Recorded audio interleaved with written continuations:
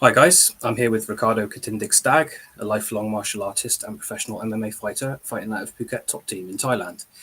Rick owns a gym here in the southwest of England called Vice Champ Martial Arts. He got the opportunity to move out to Thailand to coach at Tiger Muay Thai in 2020, but had to leave shortly after because of the lockdown. He went back in November of 2021 when travel restrictions eased up and officially moved there at the start of 2022. Rick made his pro debut in January this year under the One Championship banner. Rick, thanks for joining me today. No worries. Glad to be here. Thanks, mate. Can you tell the audience a little bit about your martial arts background and how you got to this point? Yeah, sure. So realistically, martial arts has pretty much been at the forefront of my mind since I was a little kid. I've probably told this story a few times now, but I walked in on my brother. He was playing Tekken 2 when I was like 4 years old, and seeing like seeing the cutscene of Heihachi Mishima and his black gi with the red belt, like throwing Kazuya into the volcano. I just saw that dude. I was like, that's who I want to be. So yeah, like from that point onwards, I was always asking if I could do some kind of martial arts classes or something. You know, parents wouldn't let me.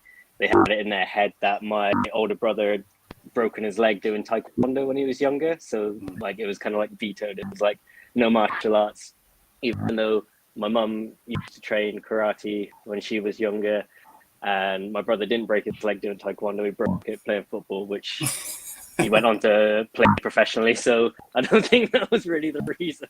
No. But for a long time it was just imitating Jackie Chan movies, Bruce Lee movies, and WWF. When I was 12, I finally like put my foot down. I was like, I'm old enough now. I'm starting classes whether you want me to or not. And there were two places my parents could kind of send me at the time. There was Masters Academy before it was Masters to go do Filipino martial arts, or there was the local community college to start karate lessons. Community college was closer and cheaper, so that's where they sent me. And yeah, I haven't really taken a break since then. Had a few years doing karate whilst I was still training that. I got into JKD. For JKD, I got into Filipino martial arts, Muay Thai, Jiu-Jitsu. My instructor's son, who became my BJJ instructor, Ian Harrop, he had started Jiu-Jitsu then. This is like 15, 16 years ago now. And yeah, just carried on training, really got into teaching, like got into teaching with the karate when I was younger, but was actually running classes for the JKD group that we're part of. The only break I had from going to classes was when I started university. I had a 9-month break from actually being a member of any club, but I was still training regardless. But that was like the longest gap I ever had. And yeah, was competing from the moment I started martial arts. And then when I had that break, that was my biggest break in competition. I was into more of like the, what they call like reality-based martial arts. So like your JKDs and your self-defense orientated, street-based, weapon-based, knife-based stuff. But I still loved my kickboxing, still loved my jiu-jitsu. And after a couple of years really heavily competing in Filipino martial arts, kind of achieving what I wanted to do with it, I wanted to turn my attention back to ring sports. So I started competing in K1 again. After doing that, I got onto my amateur MMA fights, got a few of those under my belt whilst mixing in boxing bouts and Muay Thai fights. And then finally, by the end of November in 23, so end of November 21, that was kind of like what I wanted to be my last amateur fight. And I kind of decided from then it was time to compete pros. Came out here, it was only meant to be for 4 weeks, just to have... Remember you saying. Yeah, every year, no, definitely hasn't. Every year I'd kind of get away for 2 to 4 weeks to just train somewhere, whether that was like Evolve in Singapore, or I came out here to AKA before, like just whatever gym, like kind of like got my attention at the time. I was like, cool, I'll get out there, get my 4 weeks of training, because the rest of my time was always spent mixing my training with coaching. And it's not just the coaching, you're always cornering guys and everything. So there was a lot. So that would be my kind of holiday, is like go train somewhere for 4 weeks, and just focus on my own training. But literally I think it was the second day I was out here on the mats at Tiger, Joe, the head coach there, asked me if I'd be interested in taking some classes while I'm out here for their jiu-jitsu program. And to me, that was like, I'd love to be able to say I taught some classes at Tiger. That's amazing. Like something like that just sounds super cool to me. So I was like 100%. And by the time I like taught some classes there, they were talking to me about going out there and I could compete. There was the show that Fairtex put on weekly at the moment on Saturday mornings that hadn't quite started yet. They said that's going to start up in January. If you want to get back out here, we'll sponsor you to train here. You can compete at our gym, and you can get involved with helping coach the no-gi jiu-jitsu program, which kind of just turned into helping coach in the jiu-jitsu program. Wearing a gi out here gets pretty sweaty when you're training outdoors, but it's still good fun. And yeah, I was there for about 8 months. After a while, because I kind of got dragged into more coaching than I did competing, I didn't get any fights while I was there. Top team approached me and said that they're building a team around my weight class, and if I'd be interested in joining, because their head coach there, Ian Whistle, we were getting along really well. So it was something for me to seriously consider. Talked to the team at Tiger about it, and they said that sounds like a good opportunity, go for it. And yeah, since I've been there, things have been great. Love the training. I've gotten a couple of made my pro debut, had a couple fights on one since I've been there, and yes, it's going really good with them. Yeah, great. It sounds fantastic. I'd like to know a couple of secrets, if you can enlighten me. How do you balance all of that? You know, when you're coming up and you're trying out new martial arts, how do you get so proficient at so many martial arts when there's so little time to do it? Obsession and insomnia, probably. If I get in my head I want to do something, I literally cannot think of anything else until I'm doing it. And I've never been good at sleeping anyway. So I'm very much a night owl, so my attention will go on something. So like, whereas it would be probably more practical if I worked in a rhythm that everyone else did and was at class at those times and just rested at night. For me, it's like, nighttime's hit, brain's awake, and then suddenly that's when I'm shadow boxing and when I'm going through my drills and thinking of that stuff, or just watching endless footage of fights or all of that. So you get that tunnel vision and that focus and stick to it.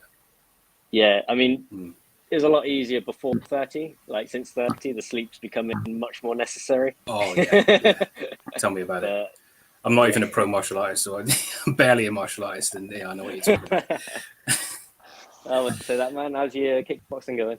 It's going pretty well. Yeah, I'm really enjoying it. Andy's a great coach. Love it there at Mythic. Got my green belt recently, February. Nice. It's a start. It's a good start. I didn't think I'd be able to get to this level. So yeah, I'm happy with how things are going. Yeah. So the target is just keep going and keep getting better. Yeah, but yeah, I know what you mean about age. You start feeling that age, and I'm 33 now, and yeah, it's not as easy. I just keep saying to myself, "Oh, I wish I was 21 again. It'd be so much easier." But it is what it is. My training partners are like 18, and they're like talking about time getting on and stuff. I'm like, shut up. Yeah, please don't. So when you got the nod to move out to Thailand, was it a difficult decision to make, or was it one of the easiest decisions you've ever had to make? It's always difficult in the sense of logistics. because that was a bit of a pain. But and also because I mean, especially since I'd set separately for myself with Rise Champ and the gym there, like not being there to kind of be hands-on, which is really hard for me, not being hands-on with something that I'm involved with, like being detached and like giving it to other people to essentially look after my classes and my students and stuff like that is really hard for me. Not because I don't trust anyone, but because I'm just like I said before, I'm very obsessive. So if I'm running a gym, I'm running that gym. Like I want to be there for every class, and I'm really bad for micromanaging everything. So it's actually been a really good exercise for me, having that bit of distance and kind of accepting like, okay, this isn't all of my responsibility now. So it's a case of the people who are involved with it,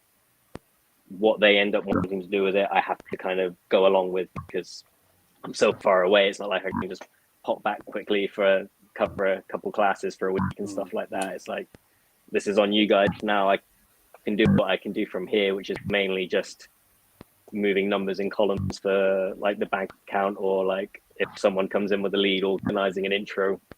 But from that point onwards, it's up to the guys who are there being hands-on. So that was hard for me, and honestly, because we knew that there was going to be our original plan was I was going to be out here for a year, and my partner and my kid weren't going to be with me for that year. So knowing that that was going to be the case, honestly, was like heartbreaking for me. And there wasn't a single point while I was out here without them that it wasn't like weighing on my mind, like every day, every evening. Because you'll speak to anyone probably who's come out to say Thailand or anywhere, they've gone to just train or go to a gym or make it as a fighter, do all these things. You spend a lot of time alone, especially when you first get on the island and stuff.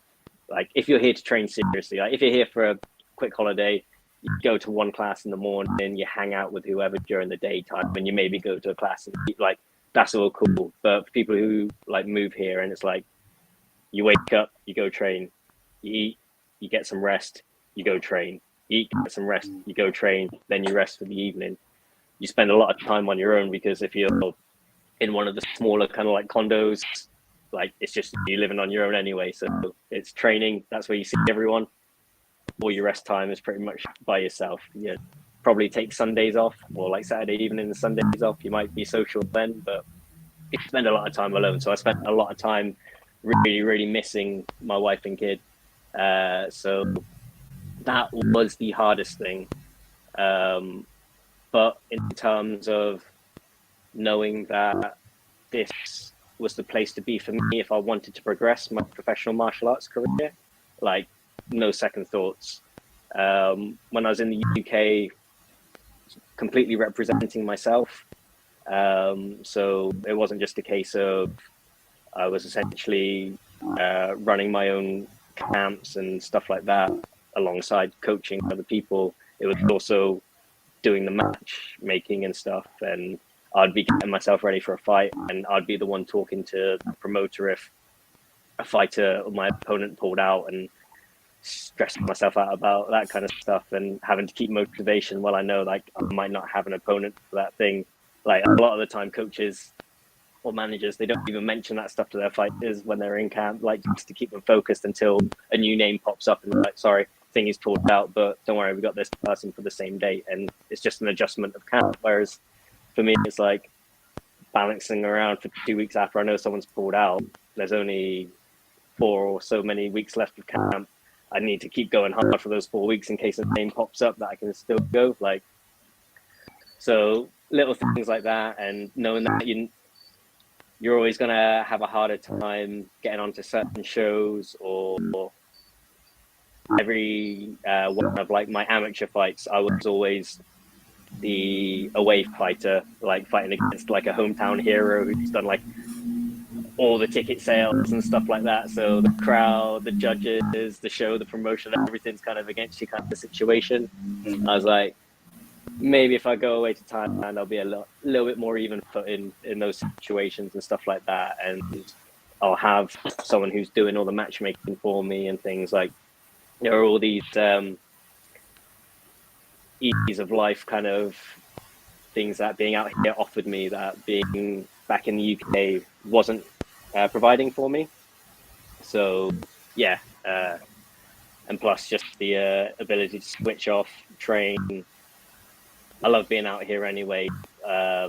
Being half Filipino, I don't know if I'm just prone or biased towards being in Southeast Asia, but I love it. The heat, the sun, just all the greenery, everything. Even when it's monsoon season, I still love it because you kind of like feel like nature's actually something out here instead of kind of grey and miserly in the southwest most of the time. Oh yeah, most of the time. Yeah, it's actually really sunny here today, but yeah, most of the time, 99% of the time, it's terrible. But, yeah. So your family are right there with you now? Yes. Yeah. We had I think it was just over 6 months before they moved out here. And like I said, it wasn't part of the plan, but while I was out here, cost of living jumped up a little bit in the UK. So a little bit. Yeah, it was pretty hard to maintain me being out here and them being in a house in the UK separate. So it was either I mean, it wasn't either a case of me going home or them coming out here.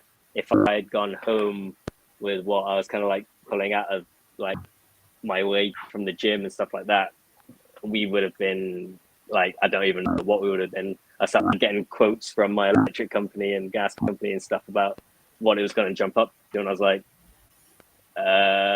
you need to leave the UK right now because that's impossible for us. So they came out here, and yeah, again, another period of adjustment and stuff like that for them, like completely uproot and start a new life. My kid, new school, everything like that. My partner, new social circles, looking for work herself. She's going for a dissertation year at uni, so a billion and one things going on, but I think we're just about starting to get settled. Great, yeah, no, that's good to hear. It's that word that comes up so often when you talk to fighters. It's sacrifice, isn't it? So you feel like you've made that sacrifice, and you kind of put in that time. Yeah, for sure. And I'm not gonna lie, like especially now, because at the end of the day, I'm only a couple fights into my pro career, and one thing that's really done for me is you can see now there's probably the clearest route. I know what I need to do to where I want to be, and that thing of sacrifice is just kind of tells you like there is a lot more you're going to have to sacrifice if that's where you want to get to. So that never really ends. It's like the social life and all these things, you don't go hand in hand when you're competing and also raising a family at the same time. So where do you want to be, Rick? My goal with anything I've ever competed in was to get to the top of it. So what I really want out of my pro martial arts career, I want to attain a professional MMA belt. That's the goal. Like, yeah, there's certain promotions I'd like that to be with, but my goal is to get a professional MMA belt. One that I'm not going to say like everyone respects and stuff like that, but I know that I fought hard to get there, and it's something that I'm happy with, because it doesn't matter what I've competed with, like whether it was different martial arts like karate, eskrima, BJJ, or whatever. I've always gone after belts, medals, whatever in them. Even if I'm competing in other stuff that I do, like nerdy things like card games or like things like that. Like, I compete in them and I go as hard as I can because I want to win whatever the prize is. So yeah, I want to achieve a pro level belt. And yeah, I still want to coach. Like, this is kind of like a period of time for me where I'm focusing more on myself in this career, because I was coaching back home and I absolutely love coaching. If I'm completely honest, I think I'm a better coach than I am competitor, because like even when I'm competing, I'm thinking about things from like a coach's point of view, which is one of the things I've really had to work on since being out here. But I want to be able to take that experience, and I want to be able to bring it on and give it to other people. Because like, if I'm completely frank, like where we are down in Plymouth, down in the southwest, there's not a lot of people, especially in mixed martial arts, competing at like the highest level, or not even necessarily at the highest level, but going outside of the UK to compete and like jumping out into the wider world. So that is something I would really love to bring back to the southwest, is experiencing mixed martial arts at these high levels and passing on that information, and kind of like knowing what these kids will need to get to where they want to be, have a friendly connection out here, you know, like this is somewhere I could send them in the future. Because I really like that phrase where it's, I'm going to get it completely wrong, it's not verbatim, but become the person that you wanted when you were younger, or you needed when you were younger. And when I was a kid, when we started doing MMA stuff in Plymouth, it was a mix of people coming from taekwondo clubs, people coming from our JKD club, some like full contact kickboxers and things like that. And we'd be turning up to an MMA interclub, and there'd be someone in like the PU, like taekwondo pads, with the tiny little gloves and the shinies and their headguard thing. Someone would be turning up with like a pair of 12-ounce boxing gloves and no shins and a gum shield. Someone would be wearing like 4-ounce MMA gloves, shinies, and like a headguard. And it'd be like, okay, and you'd be matched up for your like rounds, just wearing that random gear, and you wouldn't know what the rules are. Like there would be, you'd hit a takedown or something, and you'd be on the ground for a bit, and after 5 seconds, you'd either be stood up or the whole thing would be on. It was so inconsistent. No one knew what they would like. No one had a plan. And it reminds me of the early days of like the UFC and or the early days of martial arts, you know, when they just kind of threw anyone against anyone. Like literally, you would turn up to like an interclub or something, and there'd be that kind of thing of one boxing glove and just a hand wrap, or a boxing glove and like an MMA glove. Like it was mental. And a lot of it we did with a lot of the military guys. We were teaching JKD classes out of the Citadel barracks up on the Hoe, and the lads from there, like boxing club and stuff, would jump into our sparring rounds and things like that. And it was so random and it was mad, but I mean, we were kids and it was fun, so we just we just did it, you know. Yeah, yes. So tell me about the satisfaction you get from coaching. How nice is it to see people progress under your wing? And it's crazy because, like, so back home, it was different, because I'd have some kids that I started teaching when they were like 4 years old, and then like what I see them now, like, and they're like teenagers, and some, like, most people drop out of martial arts after a while, but like you see someone that you were coaching at 4 and they're still training like what 8 years later on, 8-10 years later on, something wasn't that, like could be 11 years later on now, you know, and they're still training. Young lads I had when they were like 11, they're adults now, and they're still training with like my guys, like Danny. Started doing one-to-ones with him. I think he was 10 years old when I started training with him, and I think he's like 19, like maybe even 20 now, and he's still training with the guys at Rice Champ.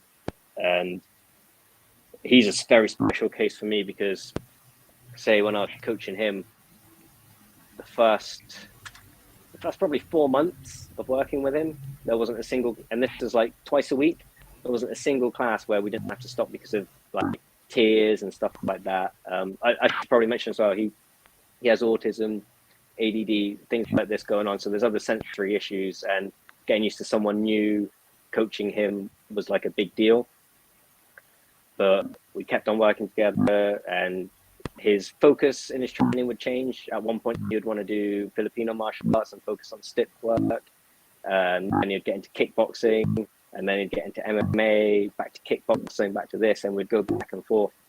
But now he's stuck at it. He's still doing it. He's still got a monster of a low kick. Like, don't let that kid roundhouse kick you. It's disgusting. But yeah, things like that. Like, I tend not to like sit down and think about this and like chuff for myself. But things like that make me really proud. Like that's a wonderful feeling. And then I don't know, even just taking guys from their first lesson and guys that want to get into competing, like taking them from their first class and then getting them into the ring or getting them onto like some mat sports or something like that, going there, being in their corner, win or lose, you know, it's a very rewarding experience to know that someone trusts you enough to take the lessons that you're offering them and then go try and put it into practice and actually compete doing something like that. That's really cool. And I do really enjoy training competitors. But at the same time, I am very much that martial arts is for everyone kind of guy. So I want to make classes that cater to everyone and are very welcoming, and people can just jump in and get whatever they need to out of it, whether that's just a bit of exercise, a bit of socializing, just being around some like cool, like-minded people, like anything like that, a safe space just to do something fun for a couple hours a week. Like, that's really what I like to be able to provide. But aside from that, I also want to be able to coach people if they want to be world champion fighters and stuff like that. I want to have the experience of getting to those points myself, so I can be like, okay, this is what happened to me at that point.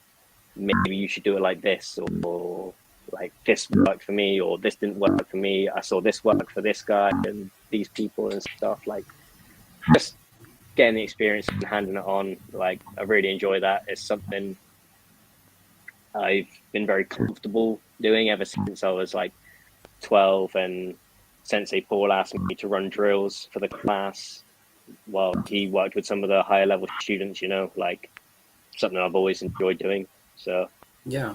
Coaching is a lot of fun. Great. Yeah, I think it must be brilliant to see students kind of improving under your wing, and it's also, it's not just that, but it's so good like for your physical health, your mental health as well.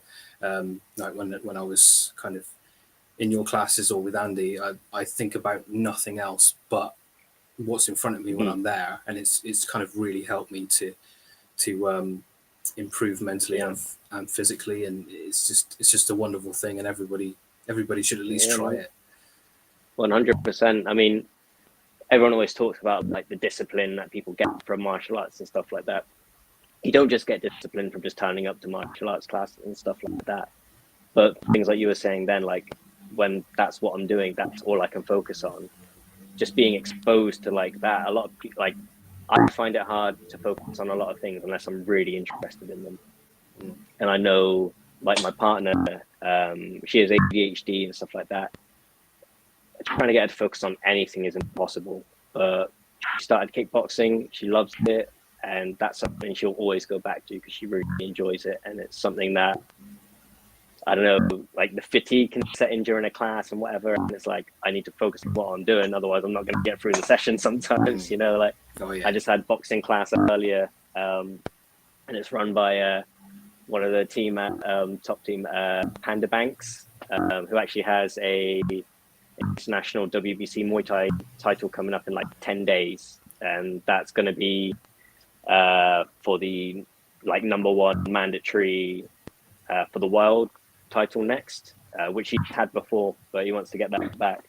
And when you're in like one of his classes, you don't get a second's rest. Like, he's been my pad man for a little while out here as well, and it's the sessions with him are like agony because he leans on you every single second of the class. Like, you don't get a break, and it is full on. And it's like, if I don't focus in on what I'm doing here, if I don't make sure I'm breathing correctly, if I don't make sure I take every second of a break between a round that I can, I'm going to be dead for the next one. And it's it's not like he's just going to let me not work as hard. Like, he's going to expect the same. He's going to push me just as hard. So it's like, you got to be 100% present in the moment, or you're not going to get what you need to out of that session. You kind of end up wasting everyone else's time.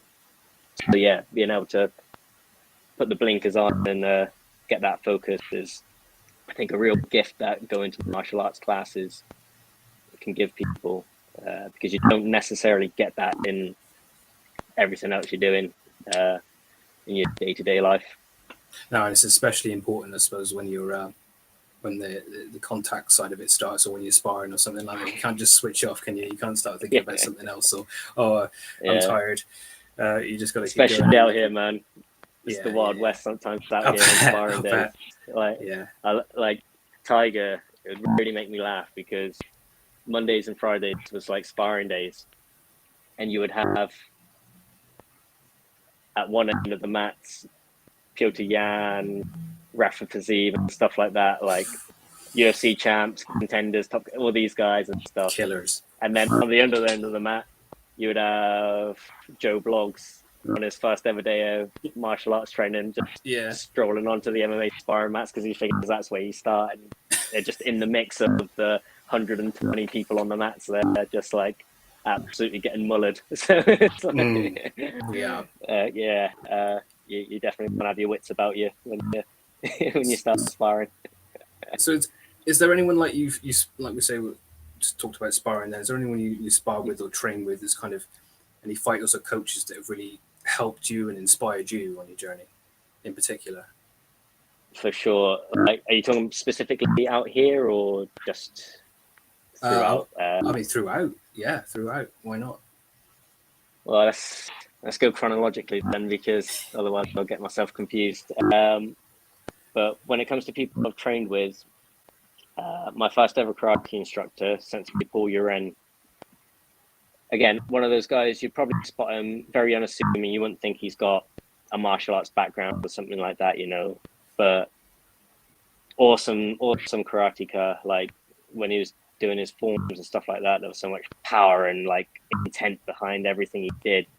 But he was the sweetest, nicest guy, and very open-minded for that kind of like old school karate guy, you know. Like, he was into his UFC and stuff like that, and we'd go to karate class, and sometimes we'd do this thing called like open sparring, where it was very light and it was very playful. But it wasn't like a competitive sparring where we'd be in a karate stance bouncing and looking to get up points and stuff like that. It would throw whatever you want and mix around and do whatever you want in there. And that kind of helped kindle my spirit of like, train everything, like learn everything you can. So I really appreciate that from him. And I had a couple of really good senseis at that club. There was Sensei Steve Hollister, who's still teaching in Plymouth now. I know he still teaches karate, but he's up at Flow. I think he teaches like kickboxing classes, and he's progressed on with jiu-jitsu. I would still see him on like the circuit, because he'd be cornering guys for fights and stuff like that. He used to be my competition karate instructor, and like seeing him compete, I thought he was one of the coolest dudes ever. You know, like fighting, but like ferocious in his gi, super fast, like always like balanced, always looked like he was exactly where he was supposed to be. And I remember one time at a competition in Portsmouth, someone hook kicked him, and I think it like detached a retina or something like that, but he had to wear an eye patch for ages, and I was like, this dude looks badass. Like, so yeah, that was always cool. And at the same club, Sensei Sean Eglinton, like, he was my sensei's original sensei. Man, like, you could never see someone do a form or like a kata more precise. Like, every movement was so that, like, those guys there, like, had a big impact on me.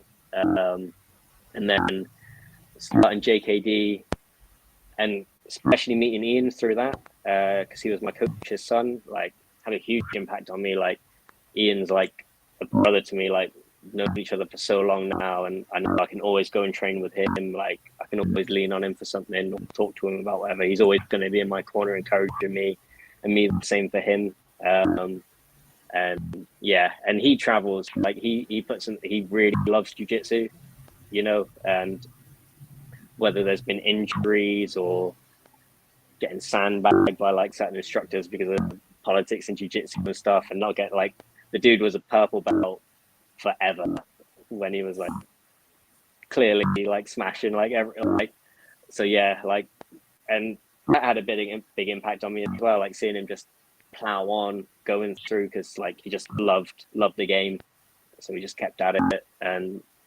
really good coach and really cares about his students, you know, so that's had a huge impact on me. And then alongside that, going to masters and like working there for so long, the guys I trained with there, because one thing that was great about there is we got to spend a lot of time with like my best friend Henry, who's his profession, he's an artist and stuff, like all the acclaim and like all the buzz around him at the moment, he's absolutely killing it in the industry, but he's a monster when it comes to like Muay Thai and striking as well. So it was really fun, like being able to hang out with him. Lewis Aitken, he's just one of those people that was like born to do martial arts. So just being around that kind of like natural talent all the time, getting to train with them, like some of the best and most fun sparring rounds would be like between the three of us, like just on the mats together. Absolutely love that there. And of course, I can't not mention Anton, even though things aren't, I guess, quite so amicable, between us now. He had a huge impact on me. Like, he has a fantastic mind for martial arts and structure and how to convey something across. So that's one thing I really took from him, is using really clear imagery in teaching the classes, like how you explain something across to someone, because not everyone learns in the same way. Like, you'll have like your visual, auditory, kinesthetic and such learners, and just really going through the system of how you get sometimes quite complicated concepts across to people when they're tired and sweaty training a class. Like that was something I really took from there. And man, since being out here, I mean, not even just out here, like I've been lucky, I've gotten to travel quite a lot, so I've got to see some really high level guys. Like Singapore's awesome, training at Evolve MMA. I got to train with Eddie Un there, and his little group of guys that he kind of nurtures, and they were awesome. They were already into the style of MMA that I was into, especially at the time, like that mix of like bang Muay Thai and like flow and like defensive and aggressive wrestling. So, like, really enjoyed being there with those guys and seeing those kids kind of like the skill that they had, and the kind of like what I at the time saw as like the newer age of martial arts and MMA, what was coming through. That's the stuff that they were embracing from a much earlier age. So like that really opened my mind to, man, kids are going to be crazy at this stuff in the future, you know, like it's going to be, there's going to be no division between the arts. People are just going to get into MMA from when they're little kids, and they're going to be absolute beasts at it. It's going to completely change how people do it. And you're seeing that now with like IMAF, and like in the UK with like was it EMMAF and stuff like EMAF or whatever, like doing amazing things, really structured. But coming out here, man, one of the things that made it so easy to be like, yeah, this is the place I want to be, to like train and progress my career.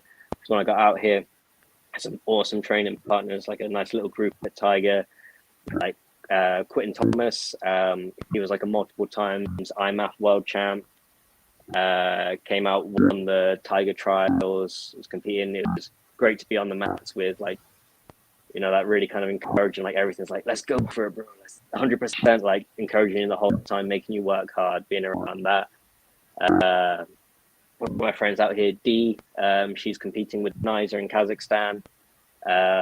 Awesome, like karate based, like martial artist. But there was a really cool team here, and especially Joseph Henley. He's like a veteran from the Ultimate Fighter. Like, he was on there, like the Chuck and Tito season, and like I remember watching that when I was, I've been like 18, 19, and like seeing this like wild dude with this like long hair, like throw up a flying armbar and stuff and like catch someone with it. Like, so I knew who he was before I got out here, and like seeing him and like just getting on, like he's one of my best friends now. Like we get on so well, like really close with him and his family. He had a huge impact because he's another one of those guys who's like, this is what's on his mind all the time, and he really cares about it. And if you give him a job, he's going to make sure he does that job to the best of his ability. And I remember just being here for the first like week or two, and I was like FaceTiming Vicky back home in the UK, talking about it out here. I was like, it's so awesome being around all these people who are like really driven and really positive, because they know where they want to get to, and like they've put those blinkers on. It's like that's where they're getting to. So yeah, that was really good for me. That was really encouraging for me getting out here. And since then, like training with Ian at the top team, I really enjoyed it because, funnily enough, man, like when I first wanted to come back out to Thailand in November 21, it was top team I was looking at going to, because I knew that Ian was supposed to be there coaching, and I didn't have much knowledge of like footlocks and stuff like that at the time, and especially how that would even apply to mixed martial arts, because you know the kind of like general consensus is never pull guard or go to heel hooks and stuff like that. You'll just get ground and pounded out and things like that. But I was like, well, this guy's making it work, so there must be something to it. And I actually wanted to come out and train for a month at top team, but like most gyms, they had to close because of lockdown and stuff happening. So I had to change my plans, and I was like, well, Tiger's pumping out world champions. Like it seems like everyone who's got a belt is associated with their gym in some way. So I wanted to see what all that was about. So I changed my plans, went to Tiger instead. Yeah, hit it off really, really well there. Got an awesome team. But when Ian was approaching me about top team, I was like, well, that's really cool, dude, because I've actually wanted to train with you for a long time now.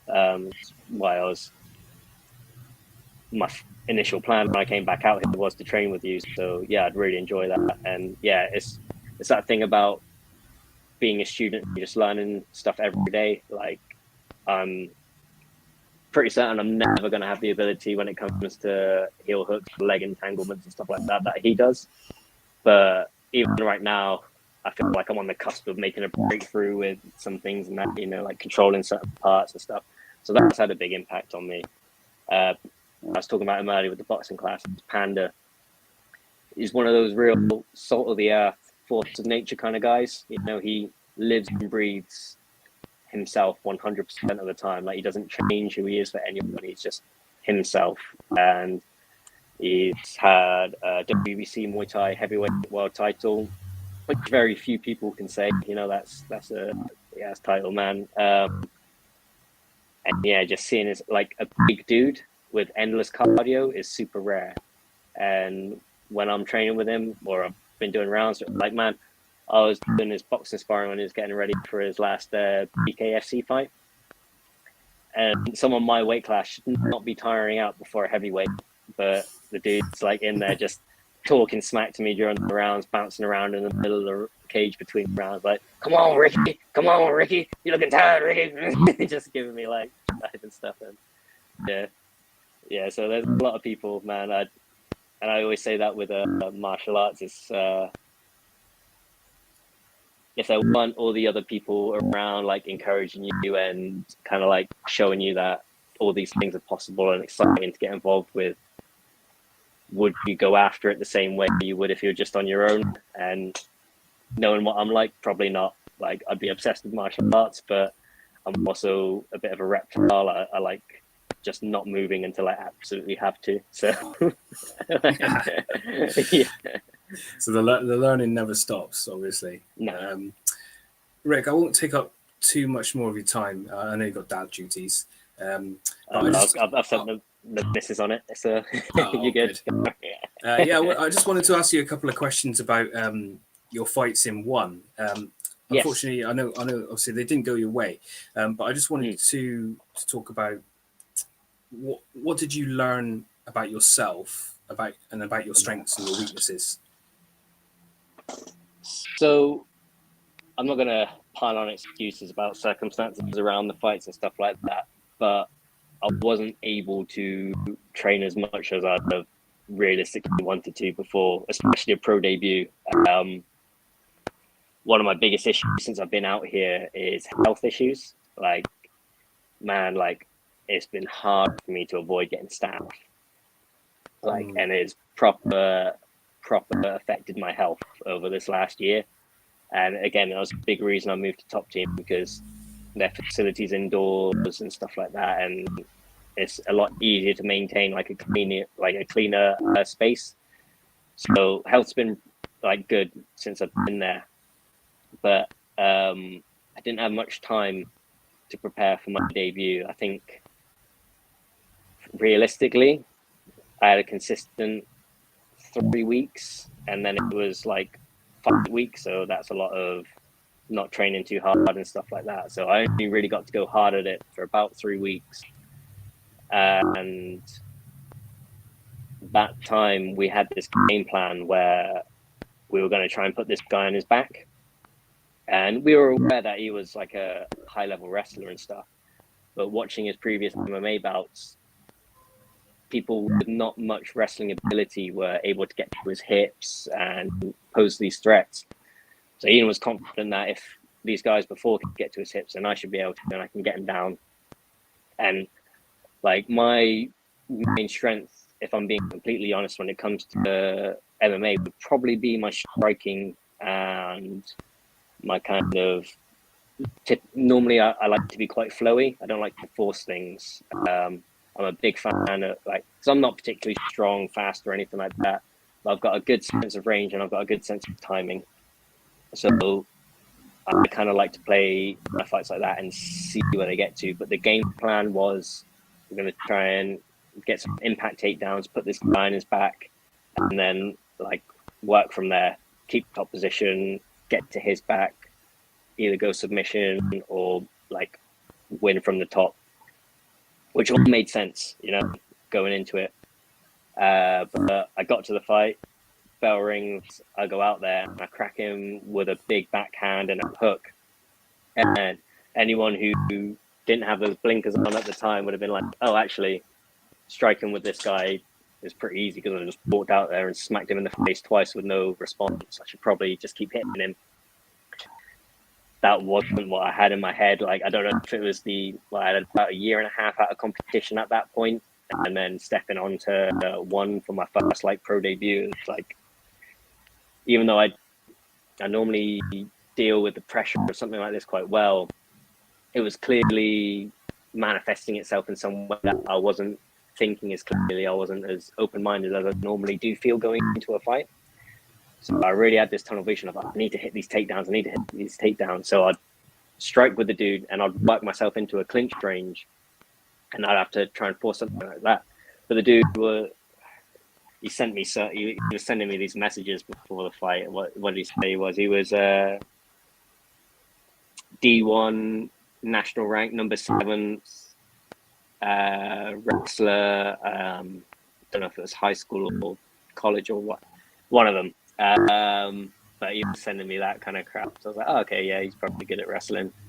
But at the same time, I wasn't fussed. I was like, it's cool. Like, since being out here, I've dealt with a lot of amazing wrestlers. Like, there's a lot of like, especially like the Kazakhs, the Daggies, and like you get like loads of collegiate wrestlers, like people with amazing accolades coming out here, and you do rounds with them all the time. And like, so you're like, okay, cool. He's an accomplished wrestler. Awesome. Like, it doesn't make any difference to the fact that you're taking your fight or whatever. Like, it's cool. I've seen lots of amazing wrestlers out here, but my problem was I was giving him the opportunity to play his game. Like, even in round 2, I went out there and I started cracking him, and then I worked my way. I hit my takedown and stuff like we had planned, but he's just quicker on the scrambles and stuff like that. And I didn't have the gas tank to push the pace that I needed to deal with those situations, because, man, wrestling is tiring. And unless you're ready to really, really like grind, then you're probably going to get outworked. And that's just what happened to me. So going out to that one, it was really, I came out of it thinking I need to have more faith in what I'm good at. It's like people probably know me as a striker. Like that's where I'm probably look the most comfortable and stuff. Like I'm very comfortable fighting, like jiu-jitsu, like off my back. I love wrestling and stuff, but yeah, striking was the thing. I was like, I should really emphasize trying to work my strengths rather than make game plans that probably expose more of my weaker aspects of my game. So that was my kind of one coming out of that one. And really what it should have been was give yourself more prep time, like like be healthier, like make sure. But I was coming out of that one thinking, all right, I need to focus on making what I do work for me. So I'm in there, look like myself, and I'm more comfortable, because the worst thing I could do would be to lose, not having really given myself the best opportunity to win. And then after that one, I had about 5 days of being a bit fat. I was still going to the gym and stuff, but I was eating what I wanted and stuff like that. And then the matchmaker messaged me and he was like, hey, I've got this dude at the, I think it was the end of February. Are you game? And I was like, it's it's probably bad when matchmakers message me directly, because I'm always game. Like, I don't think I've ever said no. No, I haven't. I've never said no to a match I've been offered. But he messaged me and he was like, do you want to take this match? I'm like, yeah, 100%. Let me message my coaches and I'll let you know what they say.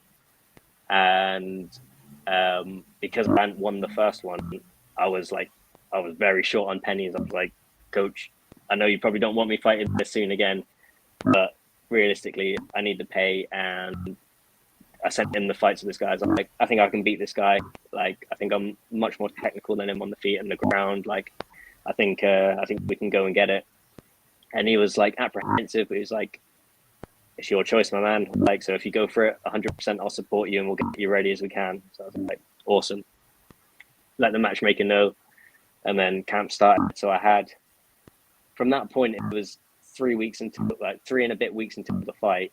And then, of course, there's the whole fight week thing where you got to go over to Bangkok early and you got to do your media and your medicals and weigh-ins and stuff. And like, so realistically, it was 2.5 weeks worth of training. I mean, it was a very, very hard 2.5 weeks of training. But when you're coming out of a fight where you're not quite happy with your gas tank where it is already, you've had a bit of a lazy week after that fight, and then you're only really going to get 2.5 weeks to try and get you there. Like, that was the big problem going into the second fight, was I didn't have faith in my gas tank to really put on the pressure that I wanted to.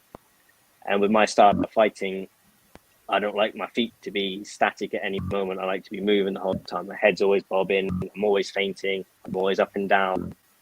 That's a very tiring fight style. So I think it was about halfway in round 2, where we have our first wrestling exchange. I get back up to my feet, and then that's like, you can immediately see the difference in the fight after that point, where the guy is actually able to land some punches on me because I'm not moving anymore, and the breathing's a bit heavier and the movement and the reactions are a bit slower and stuff. And so I was happy with that fight in the sense I went out there and I looked like myself. My hands were moving around, my head was moving around, I was striking, I wasn't getting hit back, I was entering, exiting how I wanted to. But at the same time, I didn't have the gas to push from round 1, because realistically with that fight, with that guy, I should have been looking to put him out in the earlier rounds, because watching his previous fights, typically he's a slow starter, doesn't throw a lot first couple rounds, and it's only realistically towards the end of the fight that he seems to pick up like some steam. So I'm the opposite. I come out and I find my range typically quite quickly, and I start striking a lot, landing a lot.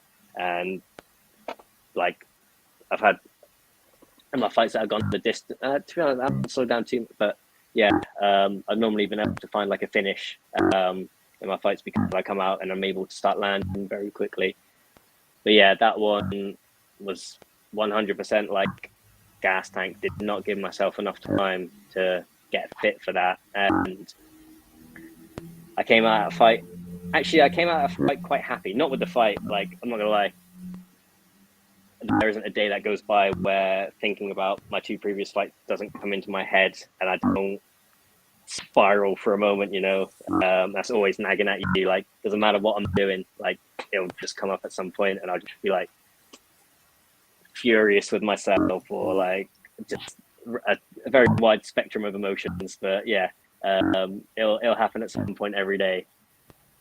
But I came out of that fight much more positive than the first one, because like, I know that my style of fighting can work, because I was piecing the guy up, I was tagging him loads, I was pulling off what I wanted to do. Reflexes were good, all of that was good. I knew it was my gas tank. I couldn't put the pressure on that I wanted to. Like, I couldn't hunt for those finishes. Like round 1, I think I had him on his back a couple times. Normally I would have just properly pursued and gone on top of him and worked from there. But we knew, like, if it didn't pay off on that one, that's my gas tank spent in round 1. And then there's 2 more rounds after that where I've got to figure something out. So my corner was like, patience in round 1, patience. And then after round 1, they're like, cool, keep that up, the same. And then he pulled off that takedown. I got back to my feet, and then that was me like, oh God, all the blood's in my arms, all the blood's in my legs, my lungs aren't getting the air that they need to.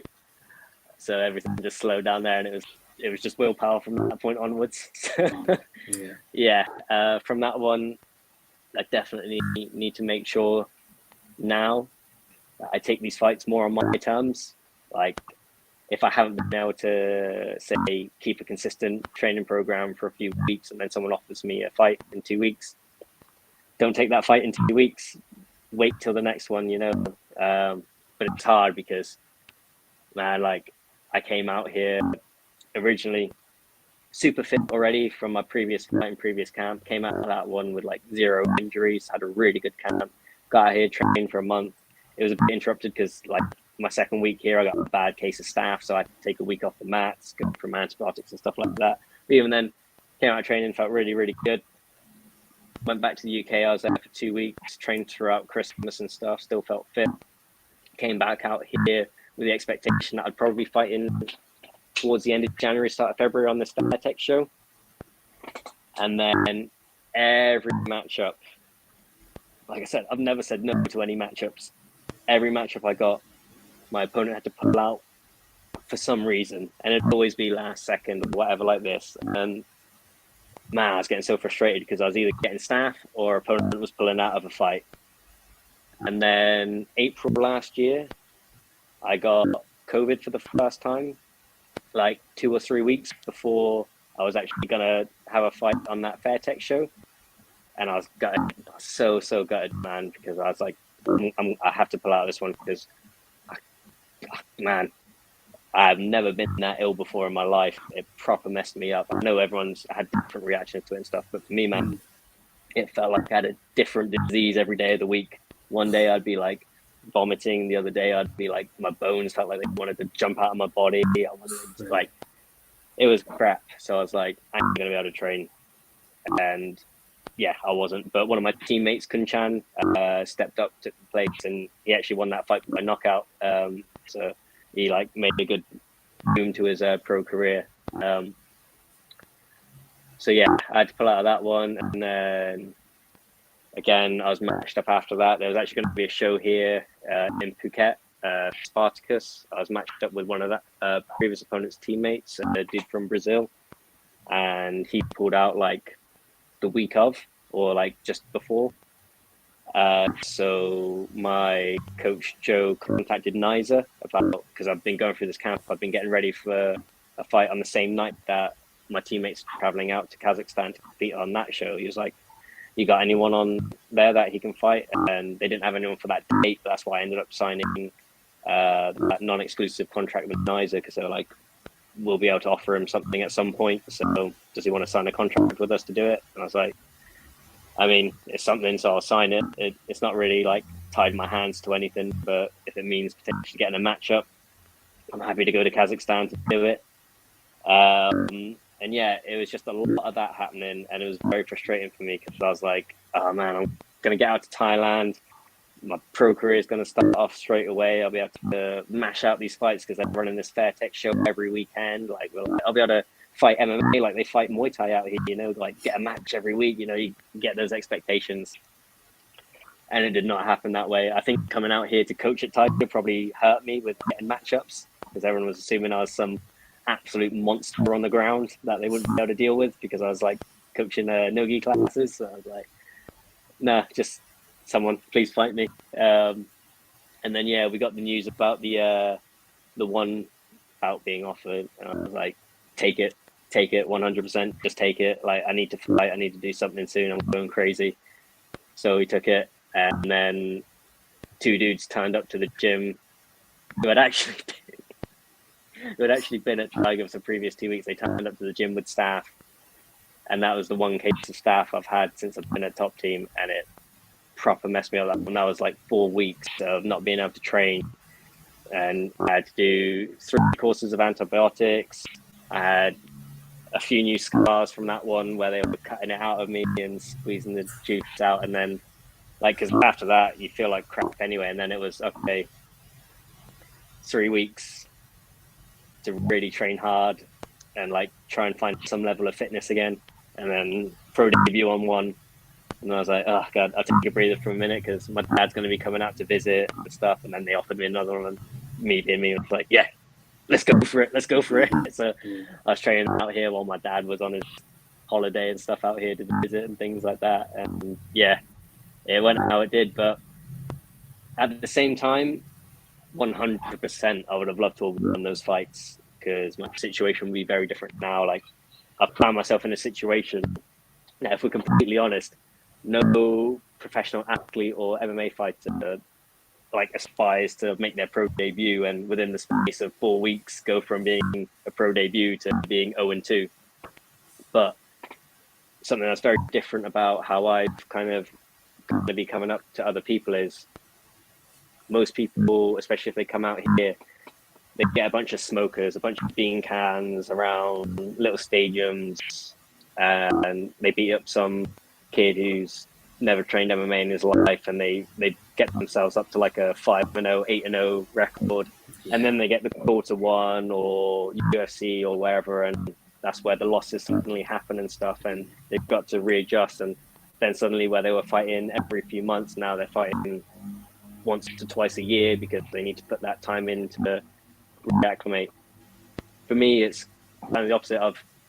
I've hit that wall early on, and I've seen what I need to do to get past that.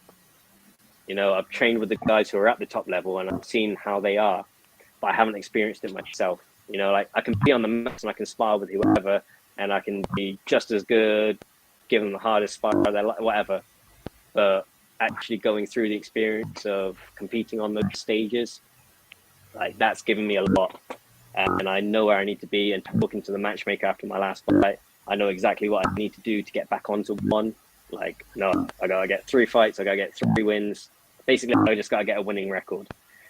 And that's essentially the goal. I want to try and do it by the end of this year, which is a lot. I mean, I would have fought 5 times this year, which is typically quite a lot for MMA. But, like, I don't care if I'm fit and healthy to go, then I just want to get in there. So I'm hoping, fingers crossed, we're trying to target a fight for the end of June, which would be perfect because I'm actually looking to come back to the UK for 2 weeks in July. So if I could fight by the end of June and then have a couple of weeks back home, come back out here and then just get straight back into getting ready for the next one, that will keep me on course for where I want to be at the end of the year. So that's the hope, at least. No, it sounds like you can take positives away from that defeat, all those defeats, and lessons have been learned. But it's, you know, some people will say you never really find out everything about yourself until you have that loss. You know, there's people that might not ever reach their potential if they're just going through emotions and kind of. I mean, I've had losses in combat sports before. I mean, doing tournament style formats, you're always going to pick up losses because there's such like a heavy pool of things, like you just completely random who you're against. So that I was used to, and I had one loss with amateur MMA, and again that had a lot of circumstances around it. I wasn't really able to train properly for the last 5 weeks, and I broke my foot and can't throw kicks, and I had to do the last 5 weeks without being able to run or anything. But yeah, it's one of those things where if you can't take something away from it that you know that you can help improve yourself on, you're going to be stuck in the mud for the rest of your career. You're probably going to get frustrated running around in circles, like, because it is a reality check. Like I have a lot of confidence, but only because I've seen the results of stuff that I've done. Aside from that, it's not like I think I'm the best at this or the best at that. For me, my confidence is, even though I don't think I'm the best at certain things, I feel like I can still beat the best people at these things. And coming out of those fights is a really good reality check, because it's like, it's very, very stubborn of me to go into those fights knowing that I wasn't able to train properly for them. I didn't have the gas tank realistically to fight 3 5-minute rounds, like, and expect to still come out with like getting a win, you know, like, so Yeah. that's one thing. Like, especially for me, it's just, if you can do it anymore, just humble myself and just be sensible, and like, I need to know, and I need to have faith in my fitness more than anything before these bouts, because there are always going to be technical issues to work on. Like, I can always improve my technique and stuff, and I always like going to class and stuff like that. But it was clear, especially after this year I've had with like 1,000,001 cases of staph and stuff like that happening, like, my fitness is now something that I really, really need to put my focus on. One thing I'm doing is I'm working with Guy Service again, who's back in Plymouth with Plymouth Performance Gym. Amazing guys, really love that team. Worked with them while I was back home in the UK, and they really looked after me. Like, if you're going anywhere for fitness or like really like fitness-based goals in Plymouth, like, definitely hit them up, because they're just the best group of guys, and they'll really look after you, and they know what they're going on about, and they are super. That's the thing that, like, these guys are super, super interested, and they're very passionate, and that's what you want to be around. If you're doing something, like, you want to be the guys who are passionate about that thing, and they really are. So guys giving me a program, checking in with me. I'd have my program every day on my phone to check and get myself through, check in with him afterwards, push myself in that alongside my classes that I'm doing, sparring and everything. And yeah, just now it's really, really focusing on fitness, always hedging up the technique and stuff like that. But yeah, making sure I'm fit to fight, and only fighting when I know I'm fit to fight is the goal now. There were moments in both fights where, you know, there was a lot on display from yourself. So your striking looked crisp and sharp in the second fight, in the first round, and in the first fight there was. Can you take the positives away from, you know, your grappling defense and everything, being able to avoid the submissions and kind of the flexibility and the fact that your guard was good? I mean, I'm not gonna lie. Again, it sounds really arrogant, but going into that first fight, I wasn't worried about the dude submitting me. Like, when it comes to like submission grappling, like, I'm sure he's done. Actually, no, I think the dudes doing the media interviews and stuff before the fight told me, like, aside from his wrestling, he has done jiu-jitsu and stuff before and things like that. Does that worry you? I was like, if I'm honest, like, no, I don't think I'll be submitted. Like, the wrestling's going to be the hardest thing to deal with, but I don't think this dude's going to be able to submit me. Like, I have absolute monsters on the mat every day, you know, like, bigger, stronger guys who are technically more sound than me and stuff, and I can be awkward to submit, especially with you probably pick the worst kind of submission to get on me. It's the highest percentage one in MMA, but a rear naked choke, I'm quite awkward to catch with, because I've got a super skinny neck. It's like no one's arms can get tight enough around it to actually choke the thing. But I'm very relaxed in those situations, so there was no point where I thought I was close to being submitted or anything like that. It was the dude could squeeze hard, but the actual finishing technique wasn't there, so I wasn't worried so much about that. So yeah, the sub defense, like it probably looked because I look pretty chilled and stuff, throwing up like the shakas and stuff like that. But that wasn't really taxing. It was more about not allowing him to spin around to be on top position to be able to like start landing more strikes. Because if I'm honest, that's where the threat was from being taken down by the dude. It wasn't the submissions. It was if he was able to posture and like start striking properly.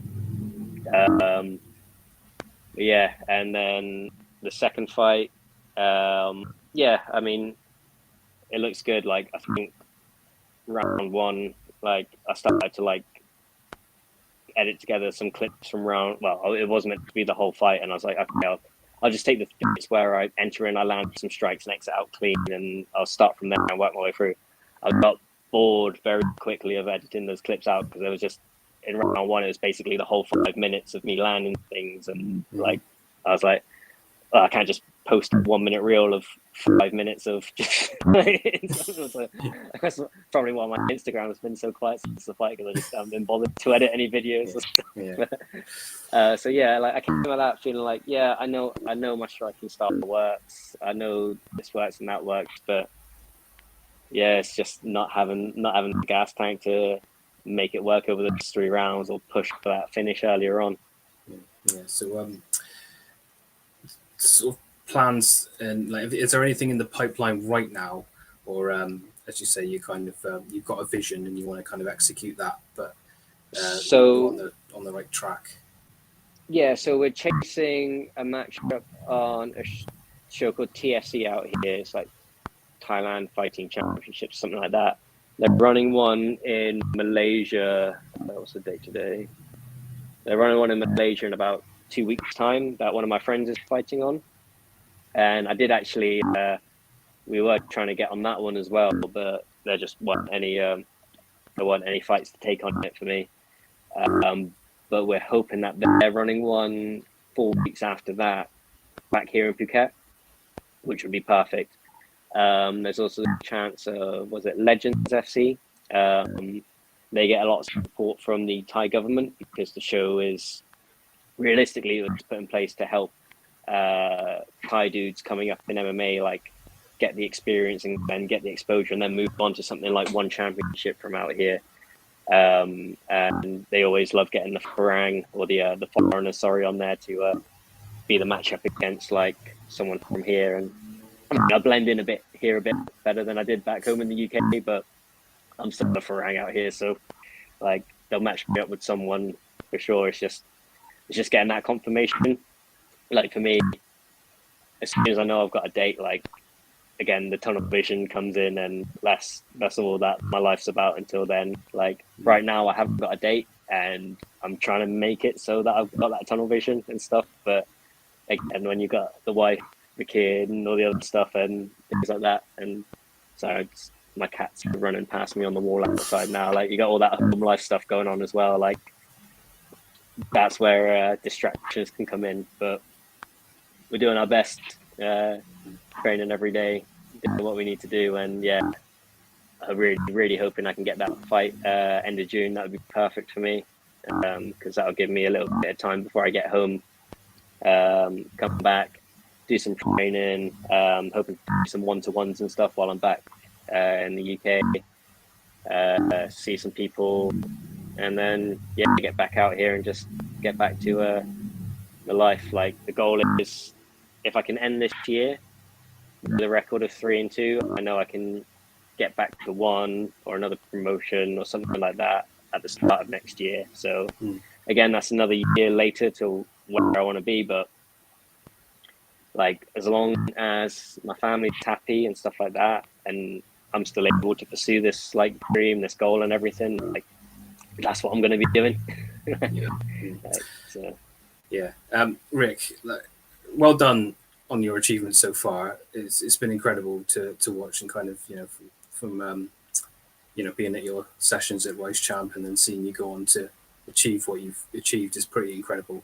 And good luck for the future. I know you got it in you. It's only a matter of time before that W comes. And I just want to thank you so much for joining me today. I really do appreciate it. And I'll let you get off now. But yeah, it's been an insightful honest, interesting conversation, and I really do appreciate it. Thank you. Oh man, no, thanks for having me on, dude. I appreciate it. Hope I wasn't too mumbly or my pronunciation was clear enough. I'm glad of that. It's great If stuff. ever I Great try stuff. talk on grumbling into myself, but yeah, anytime, man. Honestly, give me a shout if you're ever doing more of this and you want someone on there. Like, really enjoy it, and Yeah. I'll try not to just talk and go on a million and one tangents like I normally do. No, it was gold, mate. I loved every minute of it. Thank you so much. Awesome, but I'll make sure to see you when I'm back in July. We'll hook up. That'd be fantastic, mate. Yeah, thank you. I'd love that. Awesome. Yeah, All right, take dude. care, mate. Speak to you soon. Cheers, bud. Thank you, Rick. Take it Bye. easy. Bye.